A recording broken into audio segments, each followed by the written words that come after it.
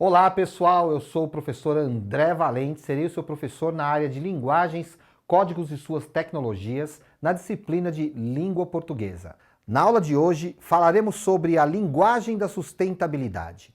O que é sustentabilidade e qual a sua importância para as nossas vidas? Vamos lá? Quando a gente fala de desenvolvimento sustentável, o primeiro pensamento que vem na nossa cabeça, em geral, é natureza. É falar sobre a poluição do ar, sobre a despoluição dos rios, sobre a preservação dos mares, das matas. Porém, o conceito de desenvolvimento sustentável é muito maior do que isso. Quando nós falamos nesse desenvolvimento sustentável, nós precisamos pensar em todos os ecossistemas, naquilo que nós conhecemos como natureza. Nós também precisamos pensar em nós, seres humanos, não só como seres biológicos, mas também como sociedade. Então, o conceito de desenvolvimento sustentável é muito amplo. E para que a gente possa entrar nessa discussão, possa escrever uma redação sobre isso, fazer um bom trabalho, debater com as pessoas sobre esse assunto e atuar de acordo com a nossa área, com o nosso alcance, a gente precisa dominar o léxico, ou seja, o conjunto de palavras e de conceitos que formam essa grande ideia chamada desenvolvimento sustentável. Pois é, como a gente pode ver aí, quando a gente fala de desenvolvimento sustentável, significa um conjunto que envolve o social, o ecológico e o econômico. Então, tudo isso tem que estar integrado. O social e o ecológico têm que garantir uma relação suportável com o meio ambiente. Então, a população precisa agir de tal maneira que o meio ambiente consiga suportar a nossa ação sobre ele.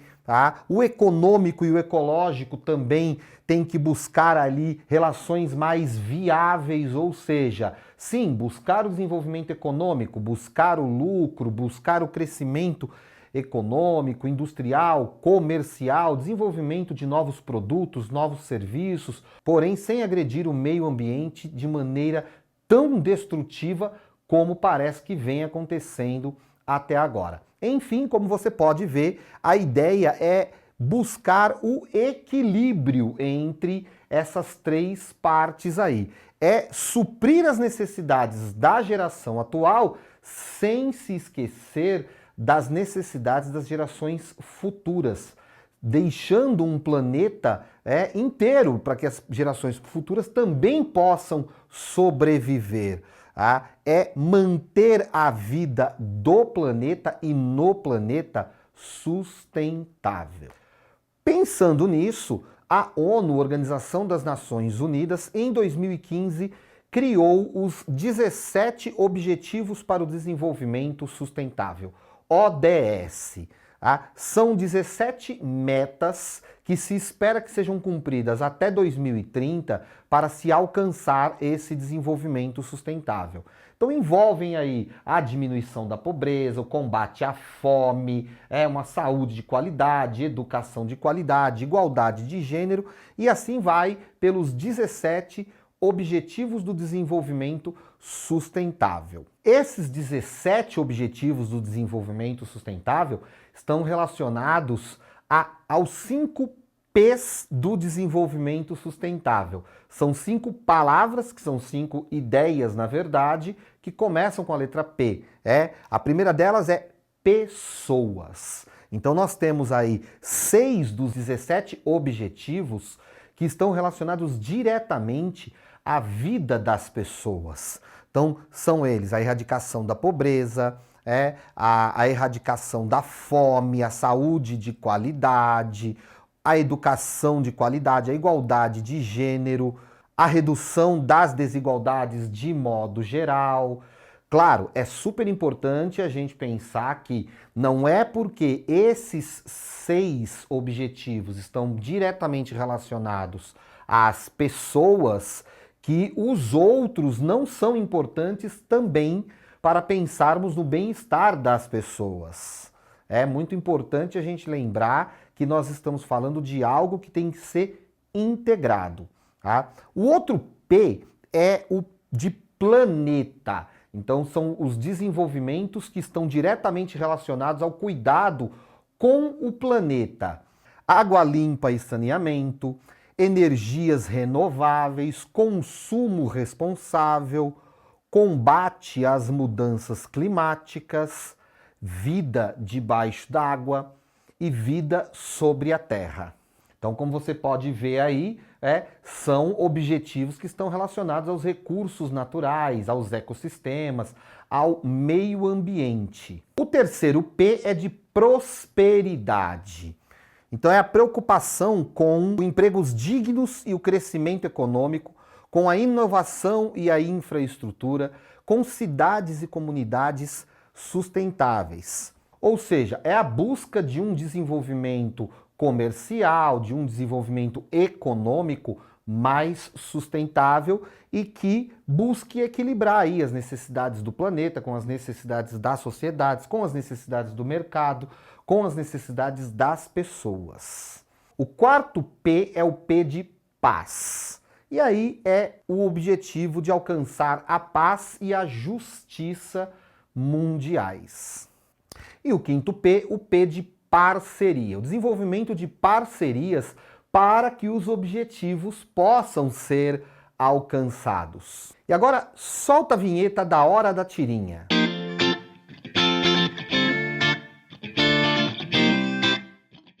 Despacha-te, Felipe. Não quero perder noticiário. Com certeza dizem qualquer coisa do Mariner e das fotografias de Marte.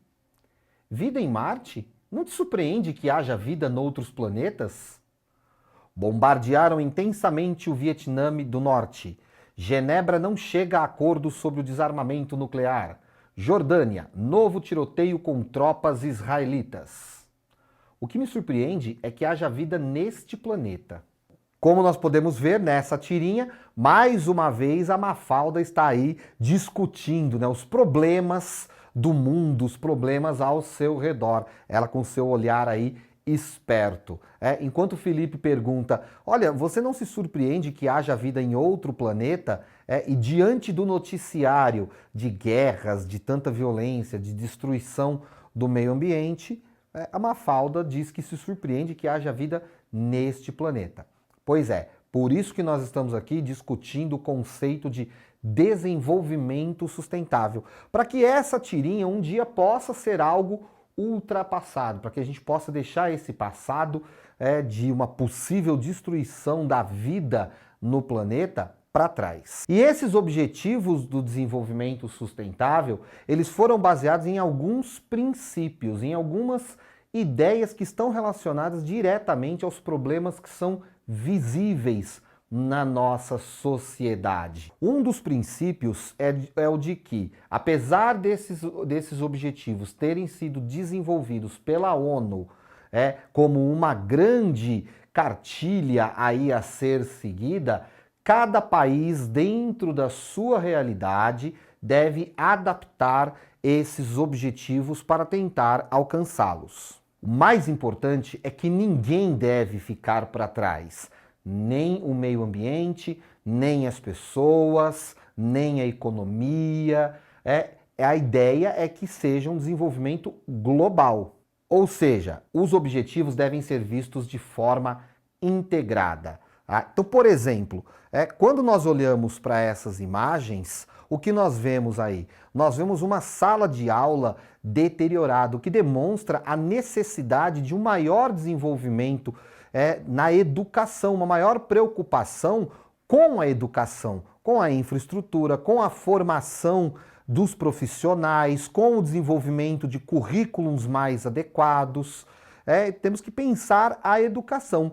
Porque sem educação nós não vamos alcançar também a diminuição da pobreza, o combate da violência. Então não adianta nós pensarmos em uma mudança, por exemplo, na educação, se as pessoas continuam vivendo em condições degradantes, tendo que atravessar esgotos, córregos, para conseguir se locomover até a escola. Não adianta nós pensarmos em uma sociedade mais educada, mais desenvolvida, se nós continuamos tendo tamanha desigualdade, como a gente pode ver nessa famosa imagem, né, de um condomínio de luxo de um lado e uma favela, né, do outro lado do muro do próprio condomínio de luxo. Não adianta nós pensarmos em desenvolvimento econômico, em educação de qualidade, em saúde, se nós não pensarmos nas condições de saneamento básico em que vivem as crianças, em que vivem os adultos.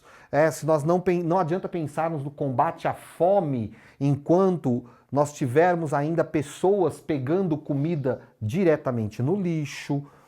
Enfim, não adianta nós pensarmos em setores isolados enquanto outros continuam a ter problemas tão graves. E quando nós pensamos em algo assim, em uma mudança tão grande de paradigmas, de posturas, nós precisamos pensar o seguinte: quem devem ser os agentes desse desenvolvimento? Ou seja, quem precisa agir para que realmente haja uma mudança significativa, né, nesses modelos, nos paradigmas? Será que cada indivíduo agindo sozinho consegue mudar a realidade do planeta? Bom, a resposta é não. Cada um isoladamente não vai conseguir fazer a mudança acontecer. Ao mesmo tempo em que a postura de cada um vai contribuindo para que haja uma mudança de mentalidade. Então, como a gente já falou, tem que ser algo integrado. Mas vamos lá, vamos ver quais são os agentes para o desenvolvimento sustentável. Nós podemos pensar em governos. Então, aqui no Brasil, por exemplo, nós temos 3 esferas governamentais: o federal, os estaduais e os municipais. Cada uma dessas esferas de governo precisa pensar na sua competência como que esses governantes podem atuar para que o Brasil possa alcançar esses objetivos do desenvolvimento sustentável. Ao mesmo tempo, nós temos também os setores empresariais e comerciais, o chamado mercado, pensando aí naqueles que produzem e que comercializam. Precisamos buscar uma produção e uma comercialização mais sustentáveis. Ao mesmo tempo que nós, como indivíduos, por exemplo, podemos agir tendo aí um consumo mais consciente. E assim o mercado vai percebendo que a sociedade está mudando a sua forma de agir e ele também vai mudar a sua forma de produzir e de comercializar. Nós temos aí também o chamado terceiro setor. São aquelas empresas que têm um objetivo social. São as instituições filantrópicas, as ONGs, os movimentos sociais, que trabalham também na busca por esse desenvolvimento, por cumprir esses objetivos para o desenvolvimento sustentável. E temos a sociedade civil. Quando falamos de sociedade civil, novamente, não estamos falando de indivíduos isolados, estamos falando de categorias, grupos, como, por exemplo, educadores, as comunidades, as famílias, todo mundo trabalhando junto para tentarmos buscar uma mudança de paradigmas. Entre os objetivos, tem um que fala mais diretamente aqui com a nossa área, a área de linguagens, códigos e suas tecnologias. Pensando aí a linguagem diretamente, nós podemos falar da educação de qualidade. Quando a gente fala de educação de qualidade, do que é que a gente está falando? A gente não está falando só de infraestrutura de uma escola. A gente não está falando só de melhores salários para professores. A gente não está falando só de um currículo mais moderno, mais adequado. Muito se fala de todas essas coisas, mas na verdade, quando nós pensamos em educação de qualidade, vai muito além disso.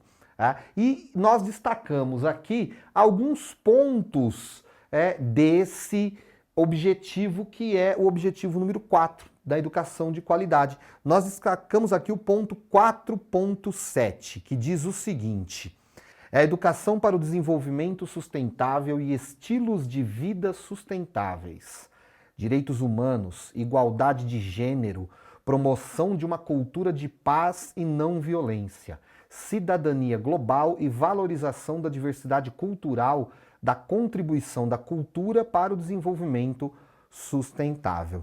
Pois é, como você pode ver aí, falar de educação de qualidade significa uma educação que vá pensar de forma muito maior do que a preocupação com a escola e a sua função estrita. É uma escola, é uma educação, na verdade, que não é só escolar, é uma educação também da família, da sociedade, e que pense um indivíduo que esteja qualificado sim para o mundo do trabalho, mas que também se preocupe com as outras pessoas, se preocupe com o meio ambiente, se preocupe com a sociedade, se preocupe com o seu papel perante a sociedade, conheça os seus direitos e saiba quais são também os seus deveres. É uma mudança bem grande de paradigmas. E quais seriam as condições para a gente alcançar aí essa tão sonhada educação de qualidade? Seriam políticas públicas. O que chama política pública? Nós estamos falando de todas as ações que venham por parte, principalmente, do chamado poder público, que são os governos.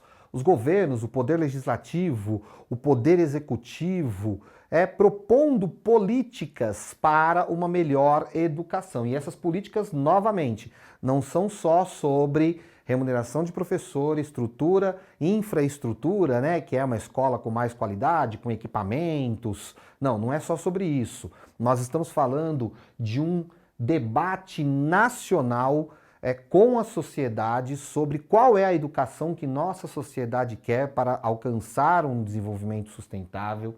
Nós estamos falando da qualificação dos profissionais para um novo olhar sobre qual é o papel da educação.